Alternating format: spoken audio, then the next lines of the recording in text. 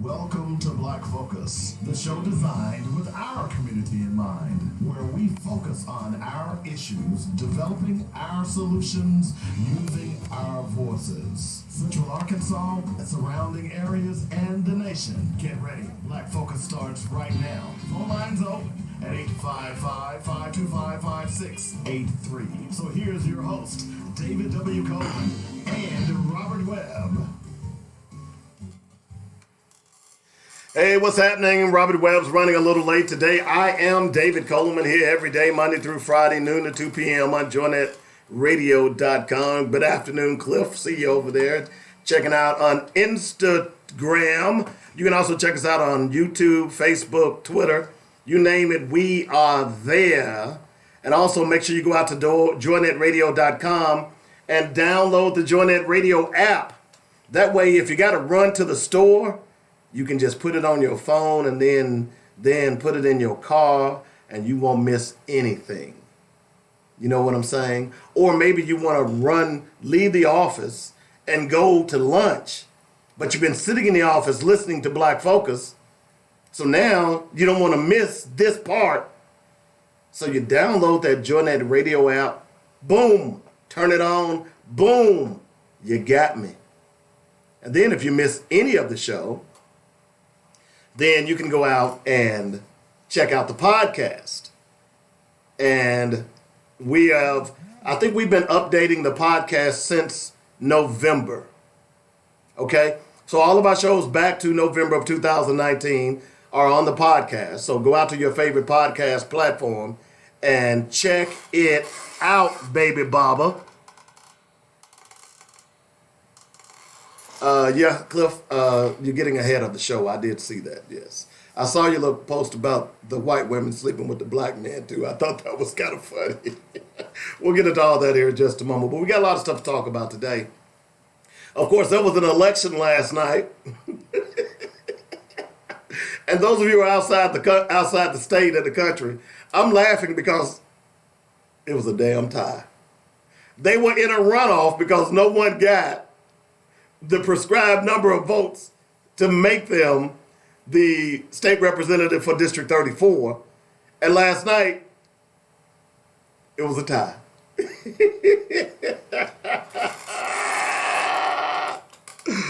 Woo, Lord, boy, Little Rock politics, something else, I'm going to tell you. So we're going to talk about that today for sure, okay? We're also going to talk about, let's see. Oh, there was a terroristic threat at Sylvan Hills. We'll get into that today. I'm going to read what, apparently this was a young lady, okay? This was a young lady, okay? So we'll talk about that. Let's see what else we got, man. It's going to be an interesting show today. Oh, and by the way, let me just go ahead and do this. Let me just read the tease for today, okay? I'm asking, what's a good remedy to break a tie? Horseshoes? Shoot free throws? Wait a minute. How about a duel? Yeah, how about a duel? That's the ticket. District 34 election is actually a tie. Also, Little Rock politics continue to amaze me. Before you start carrying the Bloomberg water bucket, you might want to do some research and find out if Bloomy would like you to take a sip out of that said bucket. We talked a lot about Bloomberg yesterday. He's getting a lot of heat because there's stuff that's coming out that you can't justify, folks. And if you're black, you better start doing your research. There's no excuse.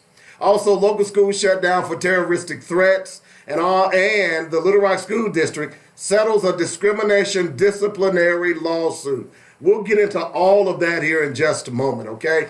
But before we do that, yesterday, we had a choice between talking about the Middle Passage or reading about listening to Dr. Joy DeGruy. Yesterday, we chose the Middle Passage. Today, I am going to play this 8 minutes and 33 seconds of Dr. Joy DeGruy about Thomas Jefferson. Because history is a mug. And when you really find real history, you begin to understand how it empowers you. Because when you start exposing those lies, you can't go anywhere else. So Dr. DeGrye talks about Thomas Jefferson. And from this point on, and I've told you all over and over again, don't you dare allow yourself to believe that any white man that was in the government or thereafter during the 1700s, the 1800s, the early 1900s did not have slaves or believe in slavery. Y'all check this out. It's time for Black Facts. Dynamic Black Facts. Our culture, our history, our people.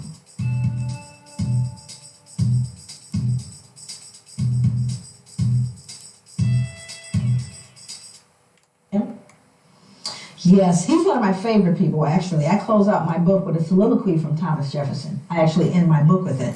Because Thomas Jefferson made a statement. Here's a man highly regarded in the United States. I mean, there are more statues of him than probably anybody.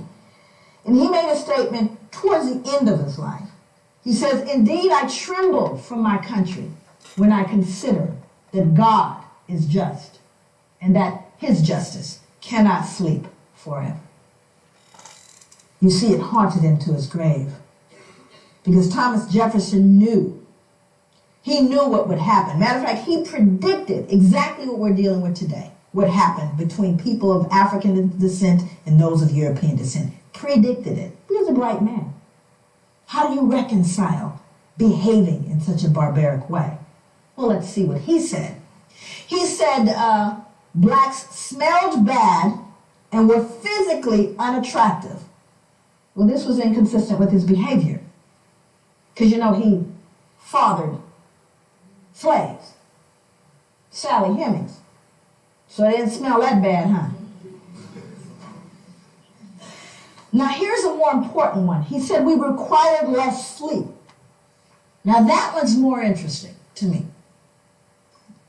Why would he need to? What dissonance was he feeling that he would need to believe that blacks required less sleep? Why? What did he do? You know, he owned slaves. So what do you think? How hard do you think he worked them? What was a work day for a slave? Sunrise to Sunset. Sunset. But do you have any empirical evidence, Joy? Can you prove that? Because you know, if you can't write, count it and measure it, it didn't happen in European culture. Is that correct? You got to count it and measure it. How many of you have measurable objectives? Measurable outcomes, you better measure it. I don't care if you tell them. Can you tell your boss really, truly, at the end of the year, we're doing better now? I've been to work every single day I've watched, and I can guarantee you we're doing better. Is that going to fly? That would be no. That means you have to count it and measure it. And if you didn't count and measure, it didn't happen. So when you start looking at the notion of requiring less sleep, that's an interesting thing because I have to believe if I work you that hard. And boy, I got humbled when I found out how hard folks worked in the sugar plantations. Ooh-wee, I got humbled by how hard folks in the Caribbean were worked. But what I decided to do is I looked at the Library of Congress. Most of my work over the 9 years that it took to write the book, 6 years of that was research. The other part of it had to do with doing interviews of elders and reading slave narratives, and there are thousands of them. This is just one taken from the Library of Congress. Sarah Gudger from North Carolina wrote, "Never known nothing but work, never knew rest, felt like my back was going to break." This is the gospel truth. Then I looked at what happened in the sugar plantations. And this was amazing. One final set of grim numbers underlines the way slaves on sugar plantations like Covington, was the plantation in Barbados, were systematically worked here in early death. When slavery ended in the United States, slaves imported over the centuries had grown to a population of nearly 4 million. When it ended in the British West Indies, total slave imports of well over 2 million left a surviving slave population of only about 670,000. More than twice as many slaves were shipped to the island of Jamaica alone than all 13 North American colonies combined. The Caribbean was a slaughterhouse.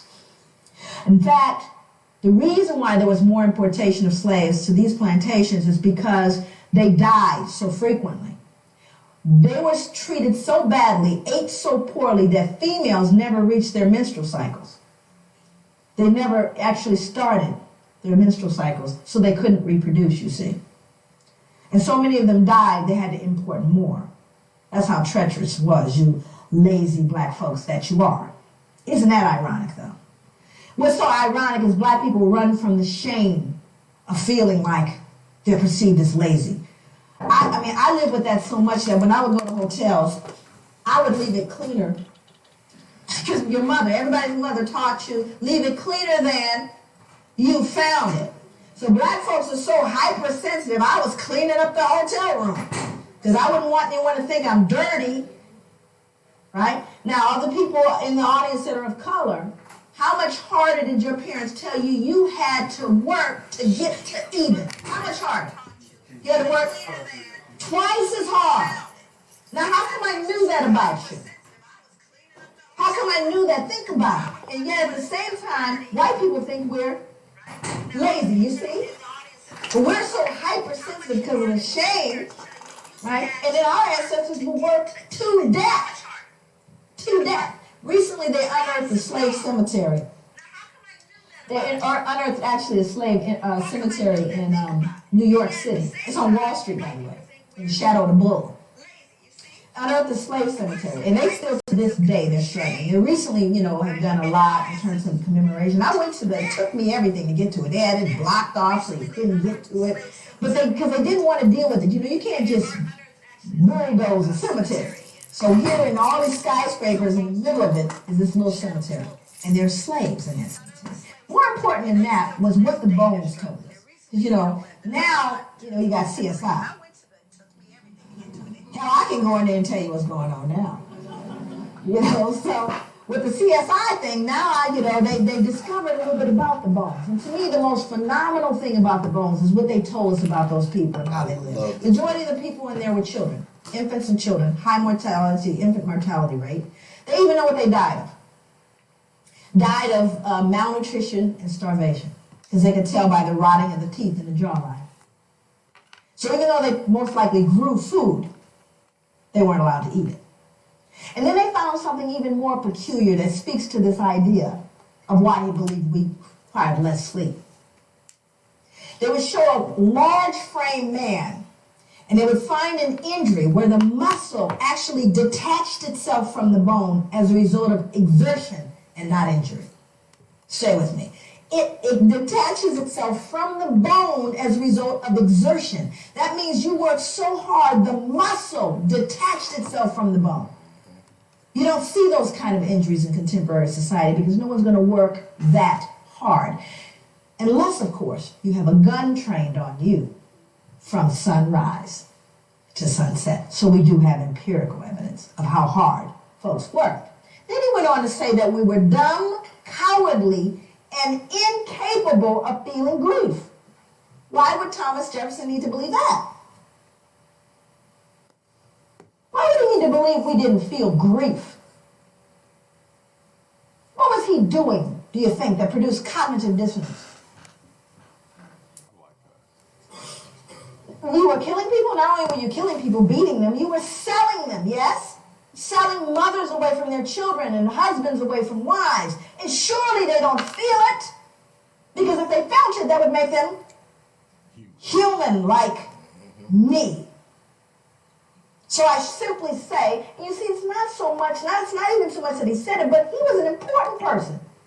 If Joe Nobody said it, but he said it. So what do you think the rest of the folks, uneducated laborers, believed? Well, they don't feel grief, After all, Thomas Jefferson says that. So he becomes a critical person in making those statements. But you see, it was all to relieve and to settle the conscience that he died with. But these become very important as you see how these things move forward. Thomas Jefferson, you all know him, right? Now, other people in the audience that are of color, how much harder did your parents tell you you had to work to get to even? How much harder? You had to work twice as hard. Now, how come I knew that about you? How come I knew that? Think about it. And yet at the same time, white people think we're lazy, you see? But we're so hypersensitive because of the shame, right? And then our ancestors were worked to death. To death. Recently, they unearthed the slave cemetery. They unearthed actually a slave cemetery in New York City. It's on Wall Street, by the way, in the shadow of the bull. Unearthed the slave cemetery, and they still to this day they're struggling. They recently, have done a lot in terms of.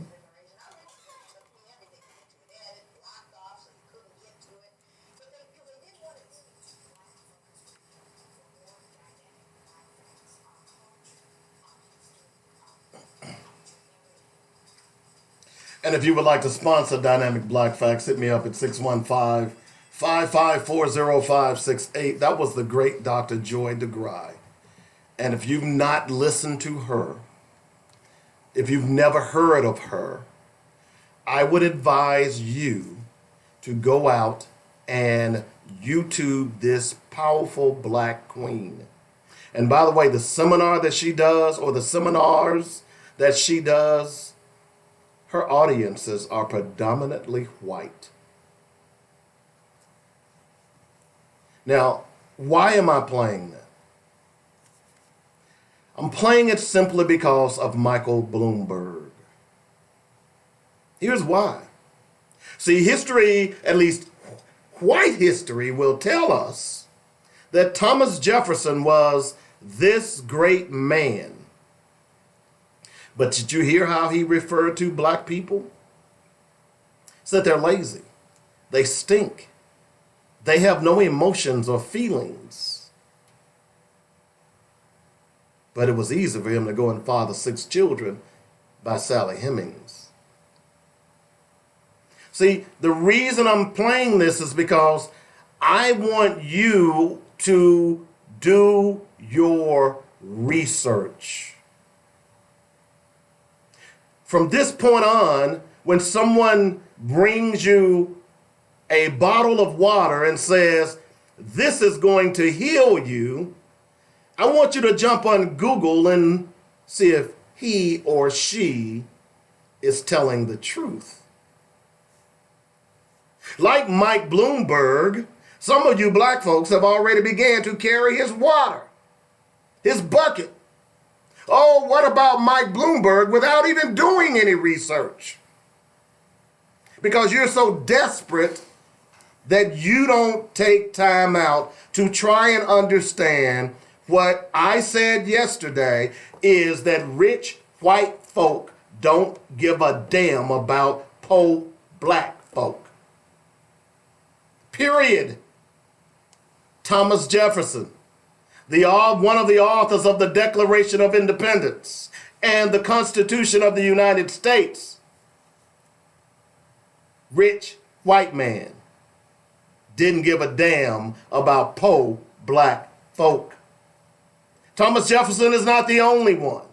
He's not the only founding father.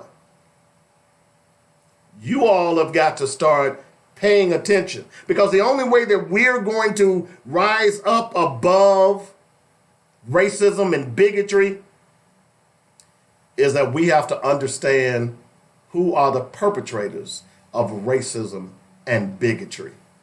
And once you know who your enemy really is, then you can formulate a plan to attack the enemy.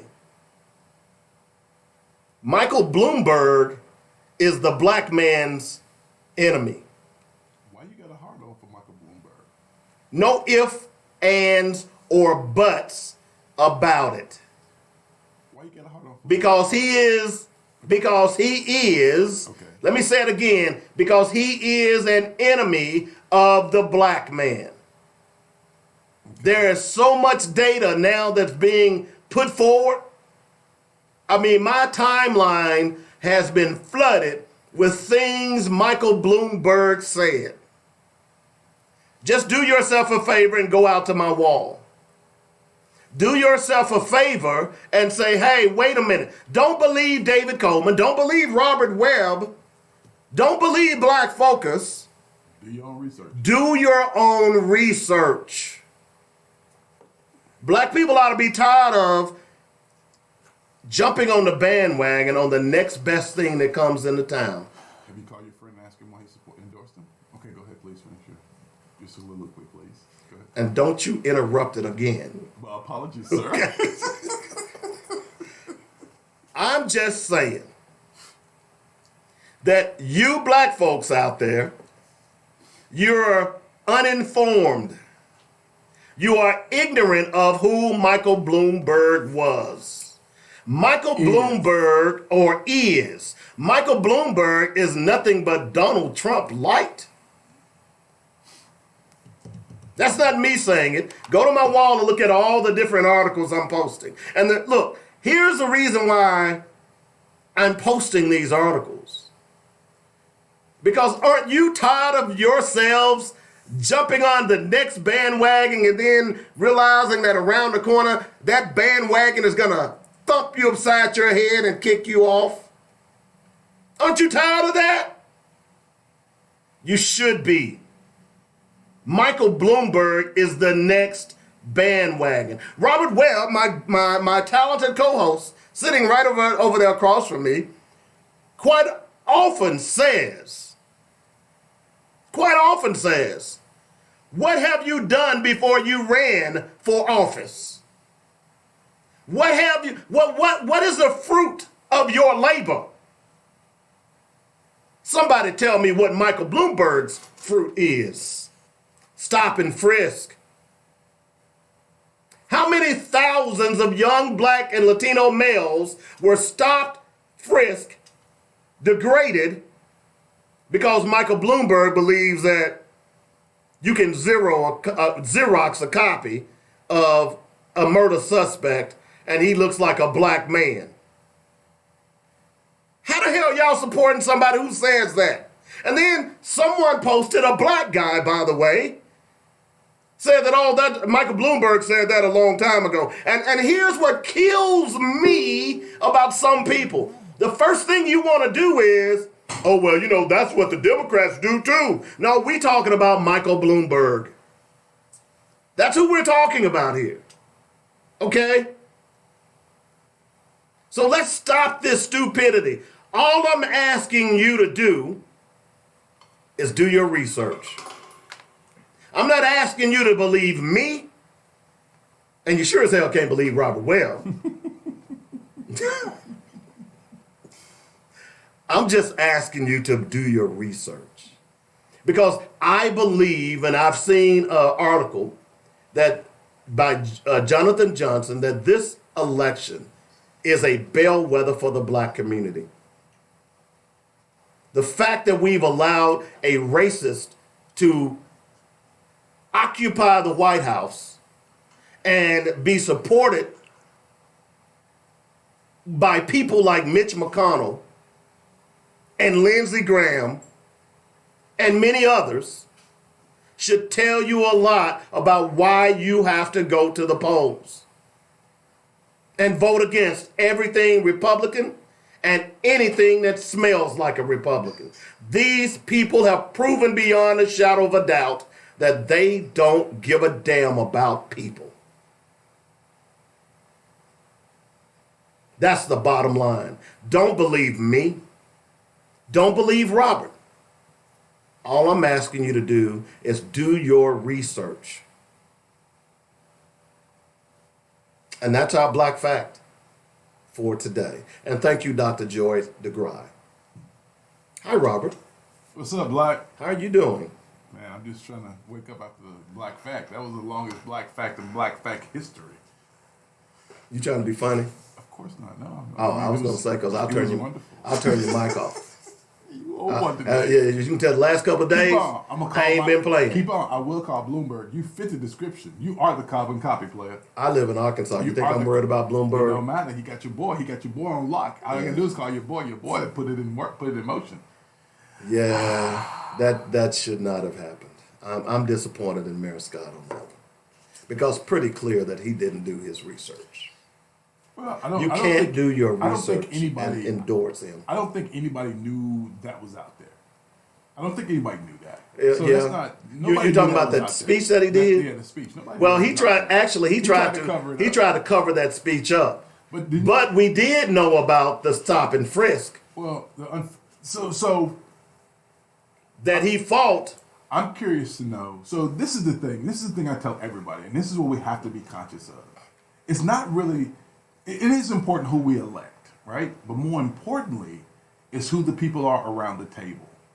Because there was no way there was a black man in that room when they discussed stop and frisk. There couldn't have been. No. Because a black man would be like, what the hell? Really? Y'all gonna do this? Couldn't have been a black man in the room. That's why it's also important to have black people be engaged in that process all the way through. I agree. Because there's no way I could sit in the room and the guy says, well, you know what? We're just gonna stop and frisk every black guy we see. Okay, sounds good. That sounds like that might save some lives, right? It couldn't have been. There couldn't have been a black man in the room when they were talking about Clinton's crime bill. There couldn't have been a black man in the room. There couldn't have been. Well, the Black Caucus was there, but they were just happy to be there.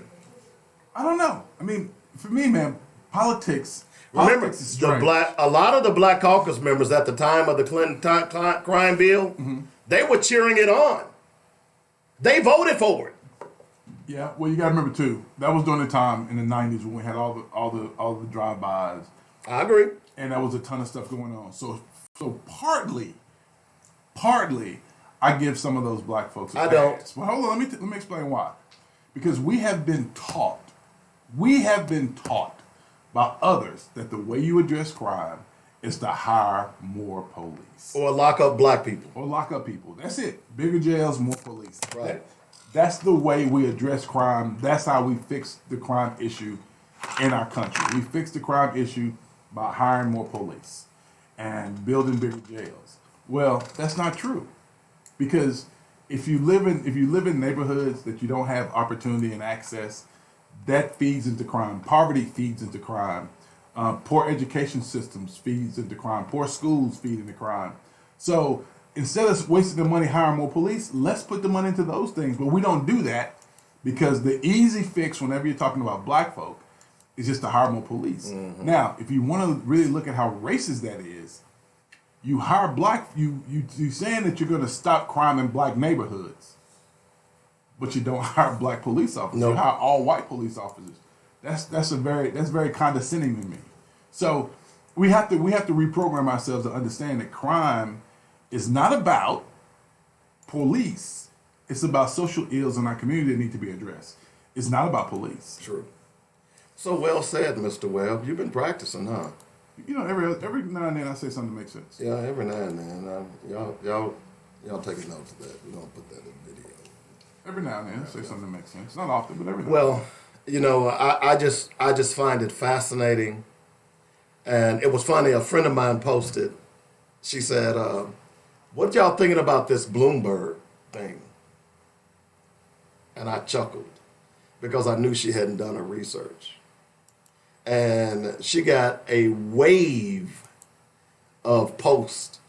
Here, read this, read that, read this, read that, read this, read that.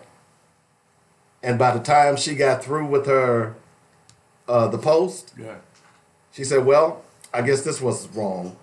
So she got it. She was initially thinking that, hey, well, maybe he's a good choice. Well, And that's why I'm saying research has got to be important. We just simply can't say or allow people to come in and say, hey, I'm running for office, vote for me, I'll set you free. And because they sound good, oh, let's support him. Let's support him. We can no longer do that. We've been doing that. Yeah. We've got nothing out of that. man, I don't know. It's I'm in a spot. I'm in a space where I really don't know who I should choose. I know. What's unfortunate here, and this is just the truth. This is just me just being honest. I'm hearing some of my white friends who are liberal say, I don't think I can take any more of this. And I'm laughing thinking, you see how I've been feeling my Take whole any life, more right? of what? The whole Trump thing. Oh, okay. Right? And I'm sitting here thinking, this is how I've been feeling my whole life. You just been feeling it for 4 years. I mean, really? Yeah, that is kind of Really? ironic. That's interesting. Okay. But the thing is that here we are now, and last night, man, I was doing some reading, and the thing that really struck with me, and I always make this point. So back in '84 and '88, when Jesse Jackson ran, prior to Jesse Jackson in 88 and 84, whoever was 1 and 2 in a Democratic Party, those two became president and vice president. Right. However, in 84 and 88, when my boy won, that didn't happen. No, it didn't. That did not happen. Walter Mondale took Geraldine Ferraro, and everybody was like, oh my God, that's wonderful. But I think what happened is black folks stayed home in 84. They did. And, Black folks did not and, come and I'll out tell you, I like- did not vote in that election. And that's when I changed from being leaning Democrat Yeah. to becoming an independent in that 84 election. Because if you remember that speech that Jesse gave at the Democratic National Convention, oh, it was profound. Yeah, he laid it out there. And after that, after what you just said, how is it that you don't choose Jesse How do you not? Yeah. and you choose Geraldine Ferraro, someone that no one knew anything about? But you had to have a minority, or you had to have. You couldn't go put a white man there because then that would not look right, right? Because you've always had 1 and 2. You've always taken the first two and said, okay, these are our two. They're going to win a nomination. I mean, look at the same thing with Ronald Reagan and George Bush, right? So that's the way it worked. That's the way it went down. Now, what we have now is it's really hard to have an intelligent conversation about these candidates because I don't think any of them have said or done anything. And people talk about Mayor Pete. I don't think anybody's done anything to really separate themselves in this election. They talk about Mayor Pete. People are talking about Mayor Pete. They're having some conversations around Mayor Pete. Black people? Some black folks are. Okay. Okay, can I take a 20? Yeah. And I'm going to be short with this. Okay. What did I just say about Bloomberg? Do your research. Have you done your research on Pete Buttigieg yet? I'm not disagreeing with you, my friend. Okay, let me just read. It's funny you brought that name up because it just popped up on my page. Here is a South Bend politician, a black guy. His name, let me pull his name up so y'all will know who it is. He was a city councilman. His name is Henry Davis Jr. Here's the title of the article. I worked with Pete Buttigieg. He did not respect black residents' troubles. All right, you can continue now. You got to remember, people support people for all sorts of reasons. And usually, they are not because of the impact that they're going to have on the black collective. Exactly. Right? Now, I must say, in all this, in full disclosure, unlike you, Dave, I am going to support the candidate who will best support. What do you mean? Wait a minute. Whoa, wait a minute. I felt that little shade. It got kind of dark. No, that What you wasn't mean, unlike you, Dave? Unlike you, Dave. I know, Dave. You're looking for the dream candidate. Who's I'm looking for perfection. You're damn skippy. You are, and Dave. Unfortunately, I'm not. I'm looking for the candidate who's going to help me fulfill my capitalistic ambitions. Well, you might as well vote for Trump. No, he's not going to help me fulfill my capitalistic ambitions. I'm simply looking for someone who makes sense. I'm looking for someone who's not going to look. If you didn't do what you needed to do, your due diligence for black folks, I don't want you making excuses. I don't want you lying like Pete Buttigieg does, like Bloomberg does. I don't want you lying about that. I want you to be honest and forthright and say. So, by the way, here's part of the reason they don't want Bernie Sanders to be. It just hit me like a ton of bricks Why's yesterday. that? He's Jewish. Yeah, I mean, to me, it doesn't matter who. It doesn't matter to who you wins. or It doesn't me. matter who wins. They're not going to beat Trump. Yeah, they are. It doesn't matter. Everybody keeps saying that. Okay, so you know what? You've bought into that national narrative. No, it's not. It's not Yeah, the you national have. narrative. You have. Historically speaking, if you go back, you can go back and look at every election, right? Do Hold we on, need hold to on, play this hold piece on. that was on Hold the on. news the Are other you night? gonna let me finish? Sure, go ahead. If you go back and look at every election, You're wrong, but there's I'll one let you thing that finish. sticks out. There's one thing that sticks out to me. Whoever white women go with wins the election. Now, remember I told you about it. We talked about Obama yesterday. In '84, guess who had 53% of the white woman vote? Take a wild guess. You named it, Ronald Reagan. Ronald Reagan. Right? Now, you start to fast forward to 76, who had the 53% in 76? Carter, whoever gets that 53% wins. White women, to some degree, are they tip the scale. What was the voting turnout for those elections? And the reason I bring that up, Okay, that's fair. That's fair. Hold on. the reason I bring that up is because you do understand that 46.8% of registered voters Okay. did not vote in 2016. How many? 46.7. What is the average in each election though? See, that's the thing. Well, What is the average in each election? about that much. So it doesn't make a difference. So it doesn't make a difference. So, but it doesn't make a difference if everything stays the way it is.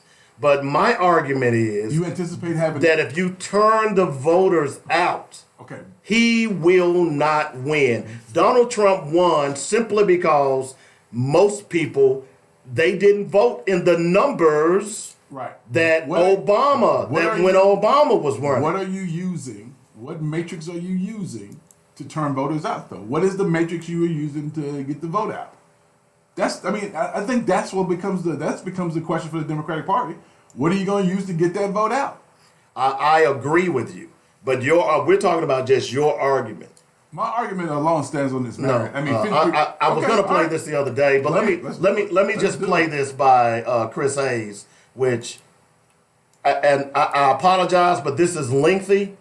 It's about 9 minutes, but I think we need to hear it because this was the first time that I heard a national media person break it down, because what happens quite often is that we get jaded by what people are saying on the national media, and we don't look at the numbers. So let's listen to Chris Hayes about this. It is a very crazy night here in New Hampshire. We of course have the first big primary contest of 2020 happening in just about 4 hours, which is the first votes being cast just after midnight. And then right now, as I'm speaking to you, on top of that, literally just across the street, the president is doing what the president does, which is rallying his followers and attacking and insulting his critics and wishing they all get locked up.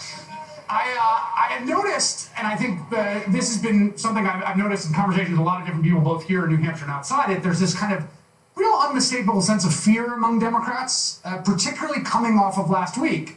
Fear of the president being reelected. Everyone here is nodding their head.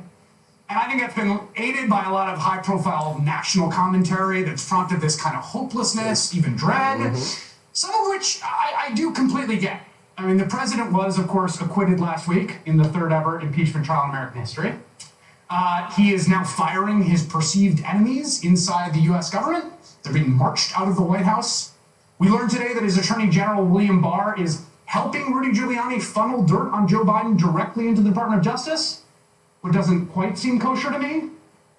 And there's also the fact that Trump's approval rating has unmistakably ticked up a little bit in the last few weeks. There's a real signal there. He's now sitting at just under 44% in the 538 polling average, which is as high as he has been since his first few months in office.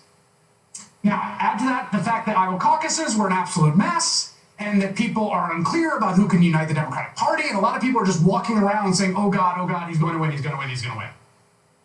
But I think that the million or so stories and comments I have read about Trump being ascended this week were very, very, very much overstating the case. The Trump campaign would be more than happy to have you believe that the president, again, right across the street right now, is some kind of colossus. And that, by the way, is how he is planning to win. He's planning to win by projecting that very idea. That he is here, it's why he's here in New Hampshire tonight, right? There's no contested Republican primary. He doesn't have to be here. The idea is to literally intimidate Democrats, to scare them. Now, the president is many things. He is a bigot. He is a liar. He's a narcissist. But above all else, from the day that he inherited his daddy's business and much of his fortune, he has been a con man. You can ask nearly anyone who's ever done business with the guy. That's fundamentally what he is. That's his core. He's a con man. And the word con man is actually short for confidence man. Because the way that a con man pulls off the con is by gaining people's confidence and getting people to do what he wants them to do. Right? He gains your trust. He fools you into thinking he's someone you can say, trust with your money, or your well-being, or your country. By the way, the original confidence man was this New Yorker. He was a guy who would go up to strangers on the street, pretending that he knew them, and strike up a conversation and then ask him if they had the trust or confidence to let him hold their watch. And they would. And he would just walk away with the watch. And that is basically the way that Donald Trump operates. Trump is trying to do that right now. But the key message for Democrats coming off last week, and as he's there across the street at the rally, is do not fall for the con. Remember, a majority of the country still opposes this man. They have opposed him for all of his tenure. It's almost unprecedented in the history of modern polling. He lost the popular vote by 3 million votes. He was the beneficiary of not one, but at least 2 completely illegal conspiracies to help him get elected. One by the Russian government, the other to cover up his multiple affairs, pulled off by his attorney at apparently his direction. And that's not to mention James Comey and what he did during the last 2 weeks of the election. And with all of that help, all those thumbs pressing down on the scale, he ekes out a 77,000 vote margin across 3 states that gives him an electoral college victory. Boom. And even now, after one of his best weeks of polling, he is polling probably where a president should be higher than to win re-election. He's only at 44%. I mean, heck, a majority of the country not only disapproves of him, a majority wanted the United States Senate to kick the guy out of office. That's not to say that he's going to be defeated, right? I'm not making a prediction here. But the idea that this is some terrifyingly popular juggernaut is just not borne out by the facts. Bingo. The problem, of course, is that everyone's so traumatized by 2016. I mean, I remember being here 4 years ago. I sometimes think of the conversation I would have with my 16-year-old self, sitting here in Manchester about what was about to come. And nobody, or a lot of people, thought that he could not win. But you gotta be really clear-eyed about what the present situation is. The president, of course, does have a chance to be reelected. He is the incumbent president. So of course he can win. We know that, of course he can win. He can also be beat. And I get the frustration and the hopelessness among some Democrats. They look at the president and they think, how does anyone still support this guy? After all this, how does anyone still support this guy? And they see and hear his unhinged speeches, and we'll get lowlights later on, and his insults and his venality and his corruption, and they wonder how anyone could possibly want 4 more years of this. I mean, just the other day there was a story about how he's bilking the federal government to the tune of $650 a night for the Secret Service that has to follow him when he goes to his own properties. Public money, right in his pocket. And that was like a one-day story. And I get it, that drives people nuts, right? Like, what will bring him down? But put all that aside for a moment. Because it is also true that Donald Trump's agenda, at its core, is the Republican Party's agenda, and that agenda is really unpopular. Today gave us an amazing, fantastic example of this core truth. So he's riding high on his best week ever, 44%, right? And what does he do? He puts out a budget with more than $1 trillion in cuts to Medicare and to Medicaid and to Social Security and the Affordable Care Act.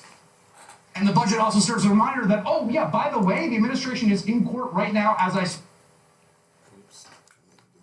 speak to you, trying to destroy the ACA root and branch.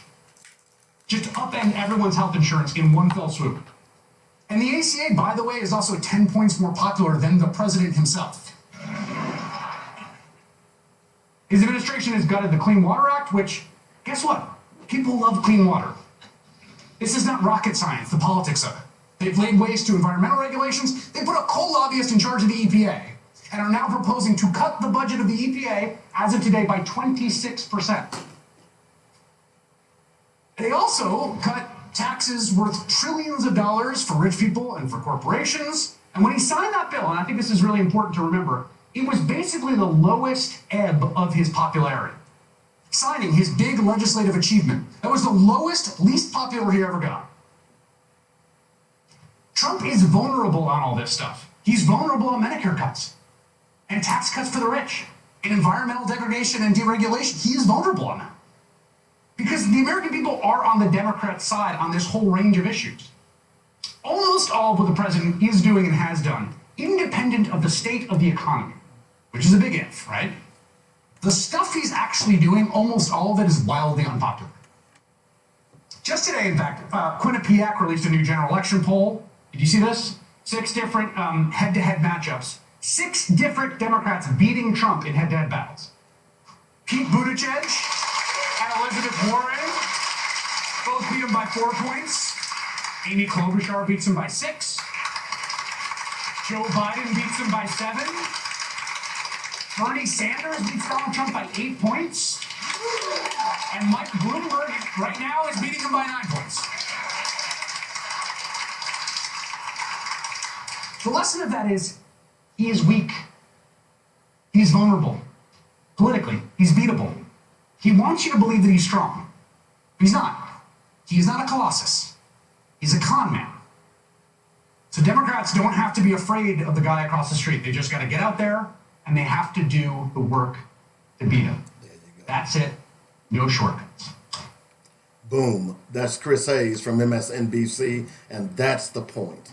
Is that what the perception is, he's unbeatable. But when you look at the issues, he's far from that.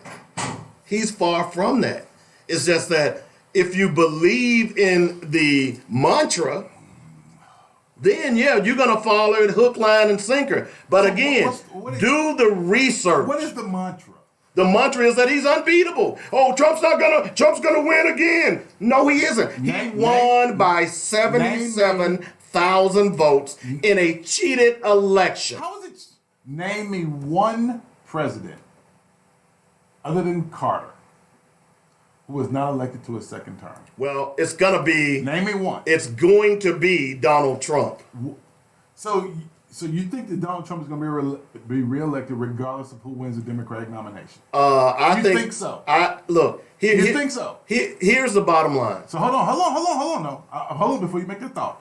So let's have this conversation. During the 2016 Democratic convention in Philadelphia, right?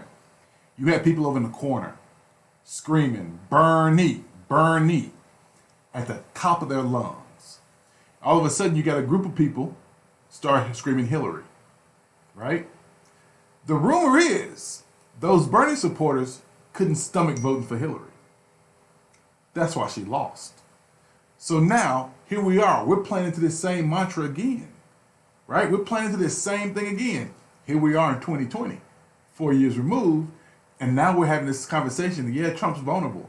No, because what we realize over on the Democratic side is that Bernie supporters, they're not supporting anybody else because the stuff that Bernie's talking about, that resonates with them, and nobody else is talking about it anywhere else.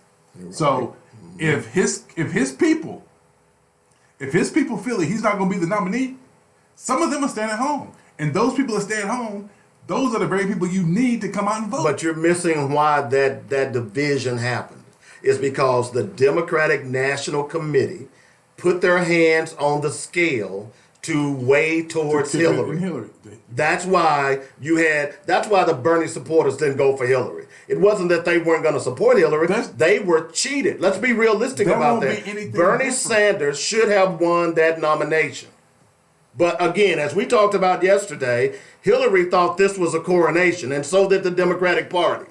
Now, if the Democratic Party makes that same mistake, I agree with you. They're going to lose.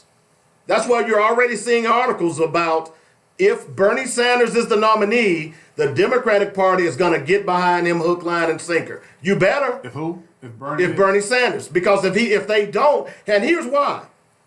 The Democratic Party is at a critical junction as well.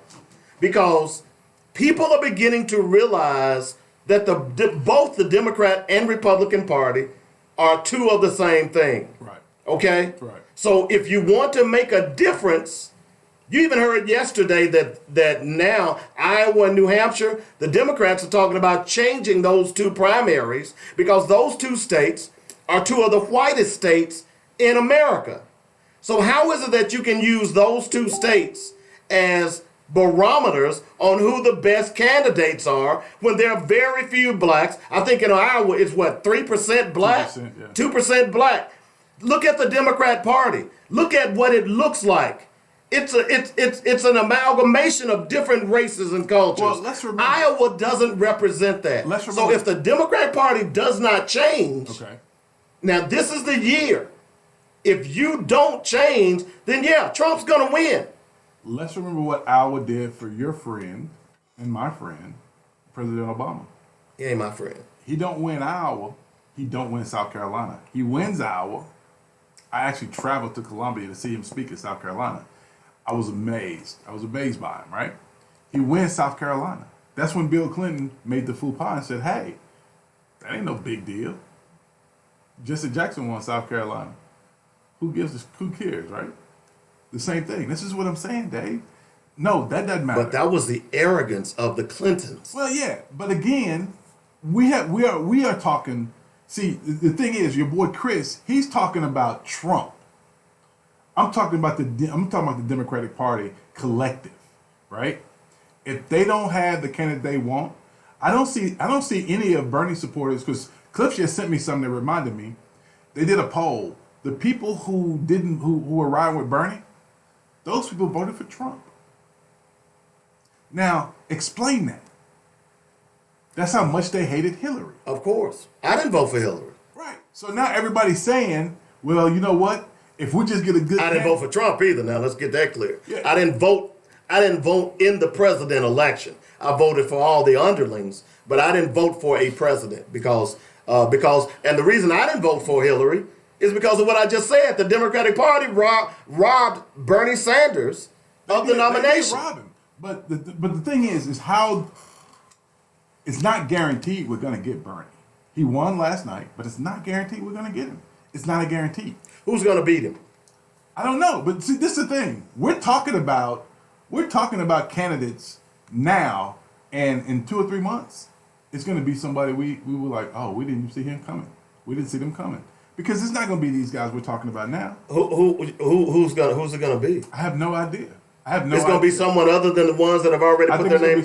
I don't mean other than them. I don't mean that. I mean somebody. Right now, everybody's talking about Biden and Sanders. And Biden is fourth. He's almost done. No, he'll win South Carolina. Or he'll have a real strong showing in South Carolina. Of course, he's got the black vote. You're talking about Obama's vice president. He's going to get South Carolina. He's going to get enough of South Carolina to make him relevant, to keep him relevant. That's a no-brainer. If he doesn't win, he's going to be a very close second. If Bernie Sanders wins South Carolina, it's Bernie Sanders' nomination to lose. Because he's won, although the vote is still out in Iowa, but he's either tied or won Iowa. He's won New Hampshire now. If he wins South Carolina and Nevada, which are the next two primaries that are coming up, it's his nomination to lose. No president has ever become president without winning Ohio. The question we have to start asking ourselves is, which candidate can win Ohio? And which of these candidates can win Ohio? And did Hillary, and who can win? And Ohio, no, hold on, Dave. Ohio was one of those 3 states but that who can 77,000 votes. Now, Hillary didn't campaign in Ohio. She did not campaign in Michigan. And she did not campaign in Pennsylvania. Those are the 3 states. And if we go back and look at those 3 states, those are the 3 states who were hit hardest by NAFTA, by the loss of those factory jobs. Right. Those were the 3 states that were And hit what did Trump promise? Trump promised to keep jobs in America. Has he done it? Back and bring jobs back. Has he done it? No, he has not. Well, the guy's been trying. I won't say he hadn't done it. He tried with Hey. Who was that he did? He forced somebody to stay. I can't remember who that was. He kept somebody from going to New Mexico. No, you can't keep anyone from going to Mexico. By the way, that was, I think, a Nissan plant. And then they turned around and laid off 500 people. Still same thing. But my point is. Oh, really? No. How's that the same thing? What do you mean? If they stayed. I apologize. I didn't mean to say If they stayed and then they turn around and laid off 500 people, then you think those voters are not going to be upset? No, they should be upset. But my point to you is, Dave, well, we're having a conversation. We're talking about cars and trucks, right? We ain't comparing the same 2 things, right? So if we get, everybody keeps talking about Trump, I think if Trump wins by default. He wins because first off, we don't have a viable candidate that can win Ohio. You don't win Ohio, you don't win the election. It's just a given. Anything you read tells you Ohio is the litmus test. If you win Ohio, you're good to go. Right? Now, every president who's been president has won Ohio. Well, I need to go back in because I think somebody didn't win it, but they won. They still won. But it has been said that if you don't win Ohio, you cannot win this thing, right? Mm-hmm. So if that's the case, which one of these guys has the conversation to win Ohio? Bernie Sanders. All Trump has done was lie to Ohio and the Rust Belt, as they call it. But see, we take it. See, you and I, Dave, are looking at it as a lie. Hold on. I'm looking at it from a campaign standpoint. Part of the reason that Michael Bloomberg has been effective in his ads is what has he been doing? Have you seen some of his ads? I think they're brilliant. Is that he's taking on Trump for what he said he was going to do. He in his ads, he is calling Trump out on his lies. Whomever the candidate may be, that's what you've got to attack him on. You got to attack him on his word. See, Trump, as Chris Hayes said, he is the classic con man. Okay? Right. It's kind of like when you've had an argument with someone who don't know facts, right, and they throw out all kinds of other things. That's what Trump does. If you attack him on his words alone. Yesterday or Monday, you said to me, you're not like the average Trump voter, right?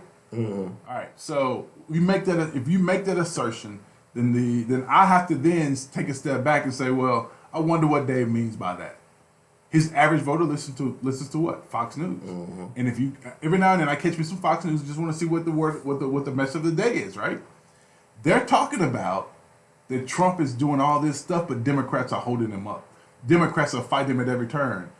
Do people understand that Democrats don't have any power only in the House? But you have to understand that those people who are looking and watching Fox is that solid 33%. And no matter what you say about Trump, they're not going to change. That's a captive audience. Okay, hold on. Okay, so, hold on. Hold on. Let's look at the numbers. So you said he got a solid 33% already there, right? So all he needs is 51% to win the election. Mm-hmm. 50%, right? Mm-hmm. So you got your 33%, and I think they said he got like a 7% black pool. That's 40. Okay? And then he's probably going to get another 10% of the Latino vote. Come on, Dave. He's back where he started. He didn't get 50%. He got 50% of the vote, but he didn't get 50% of the people who were concerned about him. Here, what I'm trying to get you to understand is this, Robert. Okay.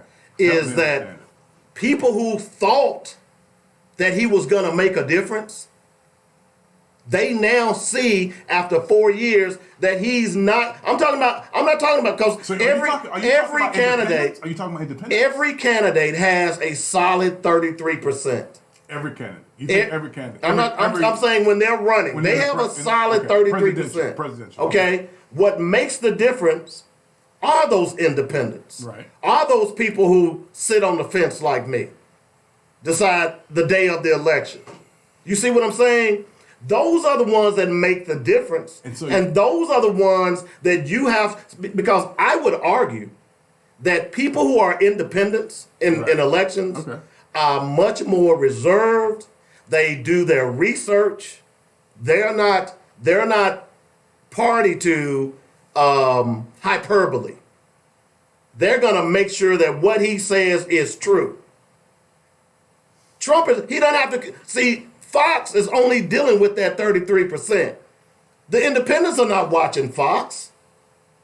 They're watching what Donald Trump is saying and what he's doing. And right now, he's not doing anything. He's lying. And all you have to do is use his words against him. I, as a media person, if I were your campaign advisor, I would go pull old Trump tape. And do what? And run it as my campaign commercials. But you expect that to hurt him? It's not gonna hurt him with his base, but it's certainly gonna make those people who were on the fence say, I'm telling you. See, you and I, for whatever reason, are very naive when it comes to this kind of thing, because we are making the assertion here that Trump voters or people who support Trump are sophisticated enough to know that he has not lived up to all the things he said he'd do. He said he'd try to build a wall. He's trying to build a wall, right? So people are looking at these things. He said he'd get rid of the deficit. Mike Mnuchin just asked for another $1 trillion. He did for not the do deficit. that. But my point to you, He said he would return jobs to the Rust Belt. he did not do. He said that he will return jobs to the coal industry. Not done. But again, Dave. Exactly. But again, Dave. And I could go on and on. But again, Dave, the thing we have to remember is that we are assuming that the people who voted for him and vote for him are sophisticated enough to understand all this. I'm not talking about, that's his base. I don't care about his base. I'm talking about the independent voters. Okay, well, let's stop doing that. Let's talk about who gets the nomination.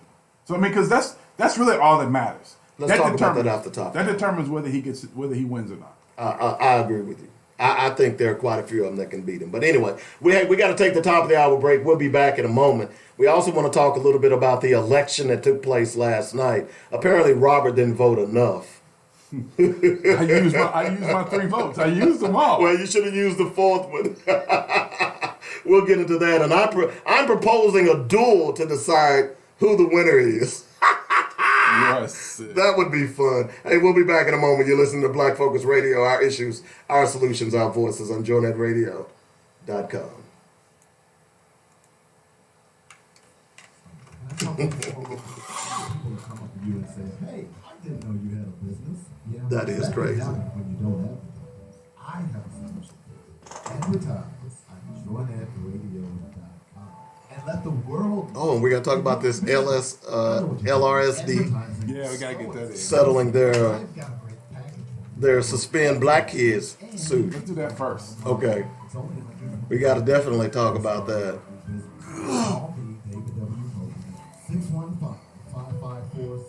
And I definitely want to talk about China. Okay. Specifically for your business. Now is the time to And tell the world, hey, why I don't business, trust Asians. come spend your money on quality goods in my store. Let us help you at JournetRadio.com. Here's the number. Call me 615-554-0568. We are here to assist you in building your brand. The decisions judges make impact every area of our lives and communities. LaTonya Laird Austin is running for Circuit Judge Division 9. In this court, LaTonya Laird Austin will hear family, civil, probate, and even mental health cases. She has even had the opportunity to make rulings in these same type cases. Ms. Austin has a proven record of serving the people of our community. On March 3rd, join me in supporting Ms. Austin and vote for LaTonya Laird Austin for Circuit Judge Division 9. Paid for by the committee to elect LaTonya Laird Austin. Serving the families of Clark County and the surrounding area since 1966. It's Mitchell Funeral Home. Understanding that a funeral is a celebration of life, the entire staff of Mitchell Funeral Home takes great pride in the caring, personal, and professional service they offer. Cremations, funeral plannings, burial policies, life insurance, notary, and monument sales are a few of the services we offer. Mitchell Funeral Home, Arkadelphia, 870-246-2611. Mitchell Funeral Home. Quality you can appreciate, service you can depend on. I'm going to give you a secret. One of the most important keys in the kingdom for living financially free is the principle of management. Having a credit crunch on uncertain financial future? Boss up your credit score with WealthLux Credit Solutions. $99 down, $99 per month. That's WealthLux Credit Solutions. We can help you with bankruptcies, late payments, public records, judgments, evictions, foreclosures, identity theft, and medical bills. Call now for a quick response. 501-352-1778. Go digital and get debt free. WealthLuxConcierge.com. Text credit at 501-352-1778.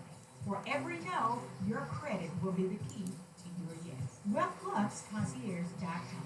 Boss up your credit score with WealthLux Credit Solutions. $99 down, $99 per month. For WealthLux Credit Solutions.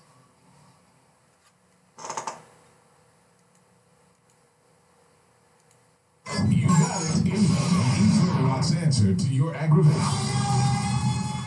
Joy Network. Now, the views and opinions expressed today on Black Focus Radio are not the views and opinions of the station, its management, or its advertisers. Now, let's get ready to focus on our issues, our solutions, using our voices on Black Focus Radio.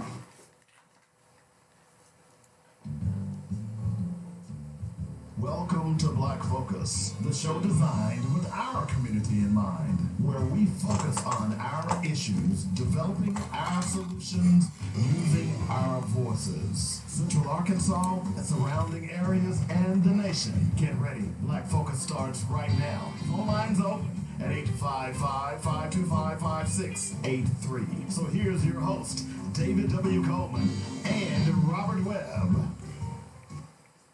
All right, welcome back to the show. We were talking a little bit about can Trump win, and is this, I guess say this fear of Trump overblown, and it is. And I thought Chris Hayes did a wonderful job in pointing out that fact. I disagree, but go ahead. We'll agree to disagree on that. But we want to make sure that we cover a couple of things that are going on here in Little Rock as well, and I'm going to hold off on the Chinese thing until tomorrow, because I've told you all over and over again that I'm not carrying Asian water or Hispanic water, and I'm sure as hell not carrying Asian water. Just go out and look at that piece where the Chinese guy was just recently arrested in Nigeria because one of the black workers at his restaurant, China has been invading Africa now for the last 3 or 4 years. He decided to whip the black worker. He what? He decided to whip the black worker. Is slavery still... Well, the Nigerian government arrested him. I would have whooped him. And, I would have broke him off for sure. So we'll talk about that a little later. As you all get to know me, y'all might think I'm being mean, but I ain't carrying nobody else's water. I don't give a damn about Chinese rights. I don't give a damn about Latino rights. The only rights I care about are black rights. Sorry. You are really insensitive. No, I'm not. You are really insensitive. No, I'm really about self-preservation. Black man. Okay? What am I? Black man. Blackity, blackity, blackity, black, black, black. Okay? I think I'm going to put that on a drop. You got issues. You got issues. I'm done. I told you, I'm done carrying other folks' water. Okay, so a couple other things quickly.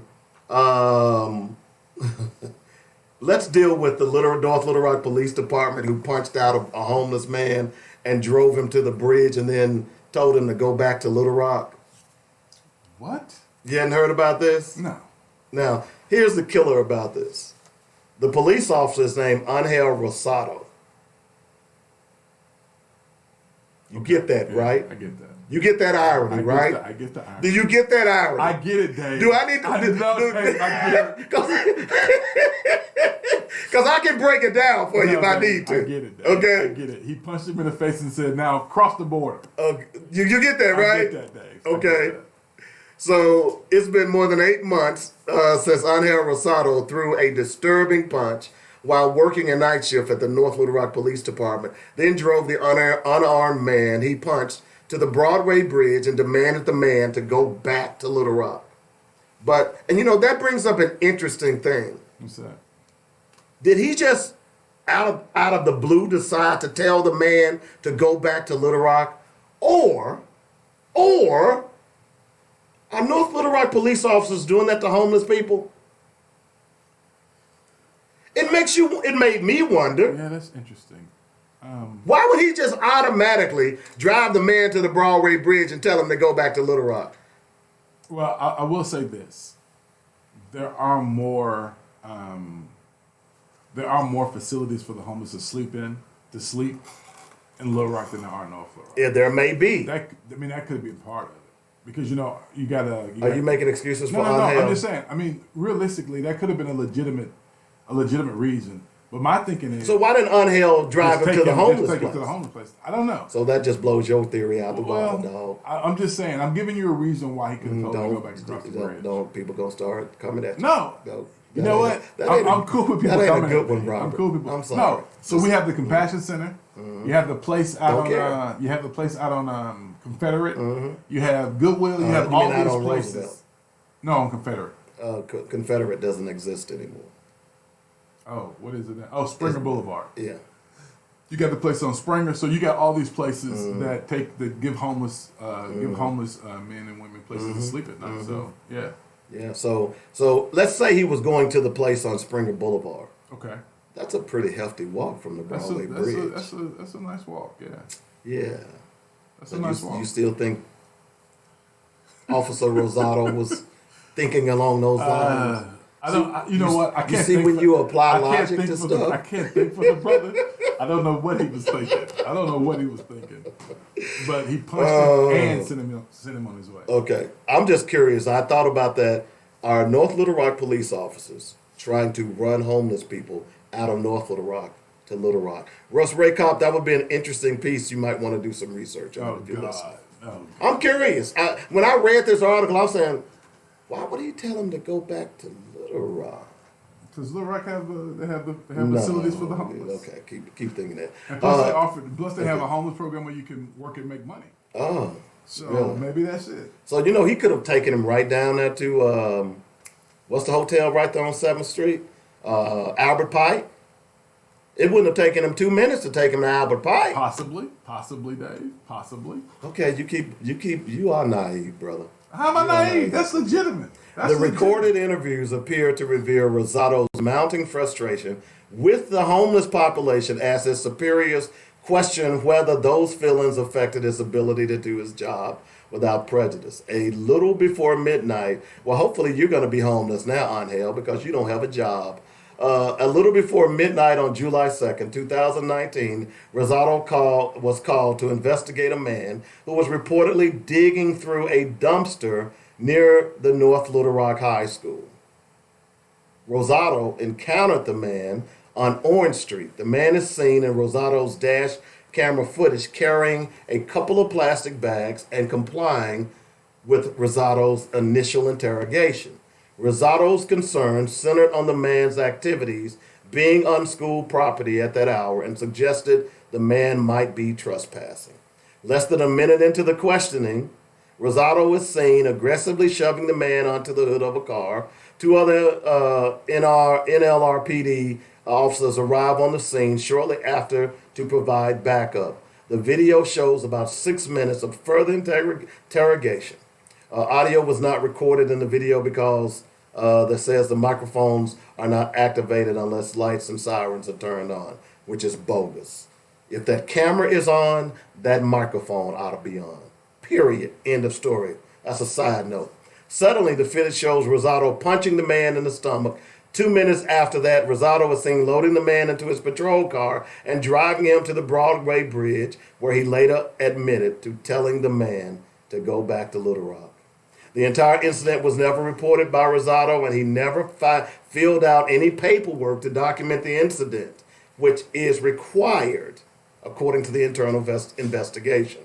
The incident was later brought up after the backup officers mentioned to superiors who later launched an internal investigation that spanned a couple of months. So they got mad at him. They got mad at the homeless guy. They got mad at Rosado, the backup officers. Wow. Well, listen to what it just said. Because he sent the guy home? No, listen to what it just said. The incident was later brought up after backup officers mentioned it to superiors. So why didn't backup officers mention it before then? So they must have needed Rosado to carry some weight for him. Yeah. And Rosado said, "Oh man, I ain't doing that." No. And then they turned him in. Yeah. I don't know that to be true. Yeah, just speculation. Right? But I'm just saying that just seems peculiar. You had backup. If you were concerned about that poor homeless guy, you would have think that you would have went to the office immediately and your supervisors and said, "Hey, he beat up." See, I'm not buying this that cops beating up a cop beating up somebody and other cops gonna turn him in, because we have prima facie evidence that cops simply don't operate that way. Do they? That must have been something else. There's more to that story. Yeah. Bingo! You get that right. There's so more to that. There's more just to that story. there's something, the reason why they turned in Angel or Angel. Okay, There's something that went on that we don't know about. So I thought that was an interesting story. Now, a couple of other stories. I want to talk quickly about the Sylvan Hills thing. Have you heard about this? I have. Apparently, a young lady. Well, before we do that, let's do this one. Apparently, I've never heard of this city, Brooklyn, Arkansas. I haven't heard of it either. That's the first time. Well, apparently in KAIT, I think that's up near Arkansas Tech. I believe it is. But apparently a young student was escorted from campus Tuesday afternoon after leaving his AR-15 in his car. I'm just saying. Y'all better watch out for these terrorists. How you spell Brooklyn? Brookland? Just like it sounds, yes. Brookland. Brookland High School. I thought that was an interesting story. And also, apparently this morning... It's in Craighead County. Craighead County. Yeah, that's East Arkansas. Yeah. Jonesboro, around Jonesboro. Yeah, I thought so. Yeah. I had never heard of the school, but I found that interesting. Now, apparently... I mean, I'm a little confused here, but apparently a young lady that apparently attended Sylvan Hills. Let me just read you what she said. Those of you who don't know. Okay. Let me get it to where I need to. Okay. I am so tired of it. I effing despise everyone. You can call me petty all you want, but I know they don't deserve any effing mercy. My only friends left me, and I'm effing alone entirely. No one loves me. My parents are abusive. My boyfriend cheats constantly, and the teachers could care less. A bunch of effing Trump lovers. To anyone from Central Arkansas and goes to a high school that rhymes with Silent Hills, I don't know that rhymes, but only those who go will understand, avoid morning breakfast. I'm always the first one there by walking, and I swear to God, I will make people bleed. If you think if I want the attention from it, damn right, I do. Let it be the only thing my useless effing life will ever be known for. Thank you, Mom, for being stupid enough to teach me how to shoot a pistol and let me know where it's at for safety reasons. I'll show you what safety reasons look like. And by the way, F the Asian lady in the cafe as well. She will be first. Now, it was determined that this post was from a young lady, or you can assume by the pronouns, at Sylvan Hills. Sylvan Hills closed down this morning. That's a good thing. It's a good thing. Now, reading this, I will tell you that this young lady is hurting. Look, here's the thing. When you go back and look at some of these white terrorists who have shot up schools, you don't find their manifestos until afterwards, right? Usually, yeah. She posted this purposely so someone would hear her. So she wanted the attention. Right. I mean, think about it. Her boyfriend's cheating on her. That's frustrating enough as a high school. It could be a boy. We don't know. Well, it could be. Well, that's true. It could be Pete Buttigieg. Okay? Stop. Jesus. Okay? But whomever it is, right, their boyfriend is cheating on them. Okay. Okay? She's saying that her parent is abusive. Her parent or parent? Her mother. That's what she said. Or Apparently. his mother. Well, she said, well, let me go back and let me say, my parents, so she used plural, are abusive. So what does that mean, abusive? Well, I don't think your mom would ever tell you where the gun is. It's something your father would do. Your mom wouldn't tell you where the gun is. Your father would do that, I think, anyway. I mean, unfortunately, I'm just picking apart the story just because that's what I do. But her only friends left her. Well, they weren't friends. Yeah.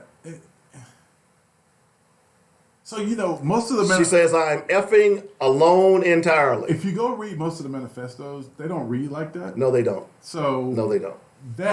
I'm pretty sure that what we'll find out is this was a hoax. Well, because most manifestos don't read that way. Well, because you're right, because most of those manifestos, if you've ever read them, and I've read quite a few of them, are political diatribes. So that's basically so this what is they not. are. This is okay. This is a young person who clearly is upset, and it may have been triggered by the fact that she just found out. And also, the number of women who do mass shootings is really insignificant. It's like less than 1%. So yeah, but they're usually white though. Dave, what I'm saying is, will you stop looking like that? Jesus. What? The numbers are usually really insignificant. I mean, for women, period, whether be they white or black, those numbers. When was the last time you heard of a black female shooter? I haven't. I can't say I haven't.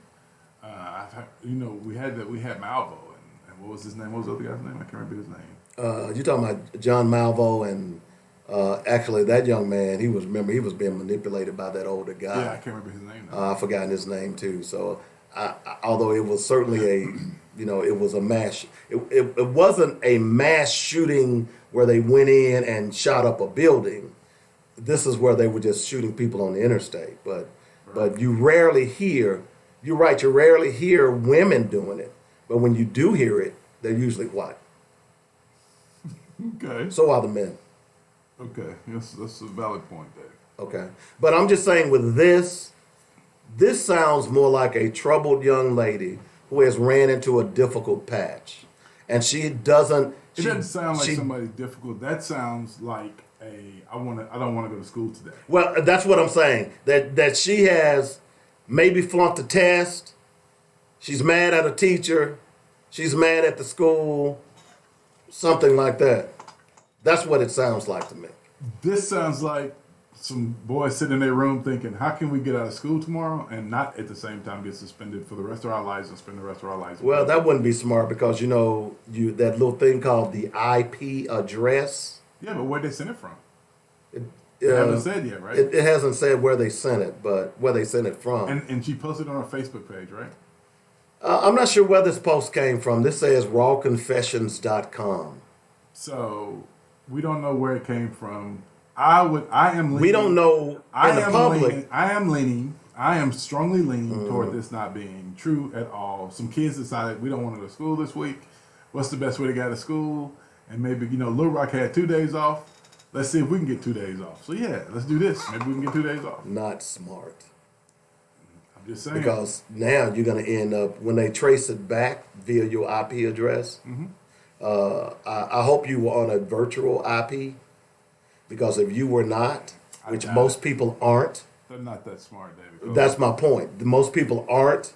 When the police trace back your IP address, they will find you.